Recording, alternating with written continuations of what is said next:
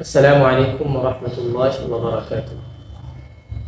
আজকে আমরা কথা বলতে যাচ্ছি সমাজে বহুল প্রচলিত একটা আমল নিয়ে। সেটা হচ্ছে মুআনাকা সংক্রান্ত বিষয়। মুআনাকা কি, মুআনাকার পদ্ধতি কি এবং মুআনাকার দোয়া। মুআনাকা হচ্ছে অপরের ঘাড়ের সাথে নিজের ঘাড় মেলানো। মুআনাকা একবার করাই যথেষ্ট। তিনবারের ব্যাপারে হাদিস এবং আসারের মধ্যে কোনো প্রমাণ পাওয়া যায় না। একবার করাই যথেষ্ট। আর আমরা যেটা করে থাকি সেটা মুআনাকা করি না, বরং আমরা করি মুসাদারা, অর্থাৎ বুকের সাথে বুক মিলাই, অথবা মুবাতানা, পেটের সাথে আমরা পেট মিলাই। অথচ হাদিসের মধ্যে স্পষ্ট আসছে যে নবী করিম সাল্লাল্লাহু আলাইহি সাল্লাম মুআনাকা করেছেন, সাহাবায়ে কেরামরাও মুআনাকা করেছেন। তো ঘাড়ের সাথে ঘাড় মিলানো, এবং সেটা একবার। এছাড়া মুআনাকা শব্দের শাব্দিক অর্থ থেকেও এটা বুঝে আসে যে মুআনাকা ঘাড়ের সাথে ঘাড় মিলানো। যেমন লিসানুল আরবের মধ্যে আছে যে ওয়াআনাকাহু মুআনাকাতান ওয়া আইনাকান ইলতাজামাহু ফাআদনা উনুকাহু মিন উনুকিহি। অর্থাৎ মুআনাকা হলো অপরের ঘাড়ের সাথে নিজের ঘাড় মিলিয়ে জড়িয়ে ধরা।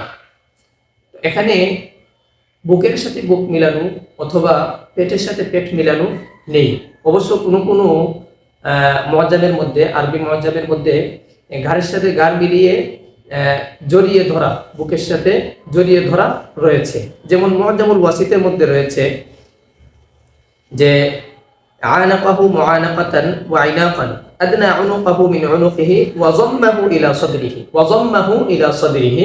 অর্থাৎ ঘাড়ের সাথে ঘাড় লাগিয়ে বুকের সাথে জড়িয়ে ধরা। আবার কোনো কোনো মুআজ্জামের মধ্যে ওয়া যাম্মাহু ইলা নাফসিহি আছে, অর্থাৎ নিজের সাথে মিলিয়ে নেওয়া, ঘাড়ের সাথে ঘাড় লাগিয়ে নিজের সাথে মিলিয়ে নেওয়া।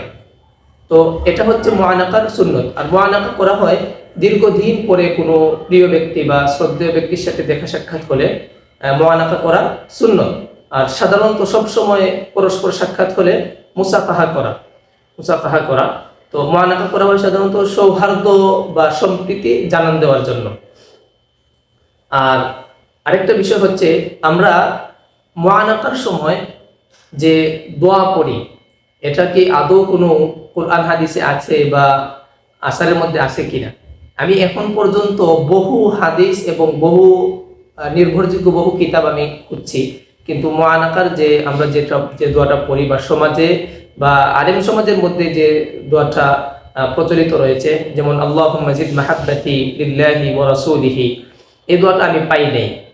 অবশ্যই আপনারা যদি এই দোয়াটা অবশ্যই পান, হয়তো এটা আমার ইলমের স্বল্পতা, আপনারা যদি পান অবশ্যই সেটা আমাকে জানাবেন। কিন্তু আমি এখন পর্যন্ত কোনো কিতাবে, কোনো হাদিসে এখন পর্যন্ত পাইনি। হ্যাঁ, মুসাফাহার যে দোয়াটা, যে ইয়াগফিরুল্লাহু লানা ওয়া লাকুম, সেটা অবশ্য হাদিসে আছে, হাদিস দ্বারা প্রমাণিত। যেমন হাদিসের মধ্যে আসছে যে ইজাল তাকাল মুসলিমানি ফাতাসাফাহা ওয়া হামিদাল্লাহ আযজা ওয়া জাল্লা ওয়াস্তাগফারাহু গাফারা লাহুমা। যে পরস্পর মুসলমানদের সাক্ষাৎ হলে তারা আল্লাহ তাআলার প্রশংসা করবে বা তারা একে অপরের ক্ষমা প্রার্থনা করে, তাহলে আল্লাহ তাআলার কাছে যদি ক্ষমা প্রার্থনা করে, মাগফিরাত কামনা করে, আস্তাগফারাহু গাফারা লাহুমা, আল্লাহ তাআলা তাদেরকে মাফ করে দেন।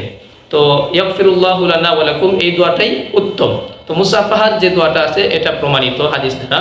কিন্তু মুআনাকার যে দোয়াটা আমরা পড়ি সেটা আমি এখন পর্যন্ত পাইনি। আরেকটা বিষয় না বললেই নয়, যে এত ছোট্ট ছোট্ট বা তুচ্ছ বিষয়গুলো আমরা কেন তুলে আনছি। এই জন্য তুলে আনছি যে বিষয়গুলো তুচ্ছ এবং ছোট হলেও এগুলো একটা সময় গিয়ে বড় বড় বেদাত বা অপসংস্কৃতিতে সমাজে রূপ নেয়।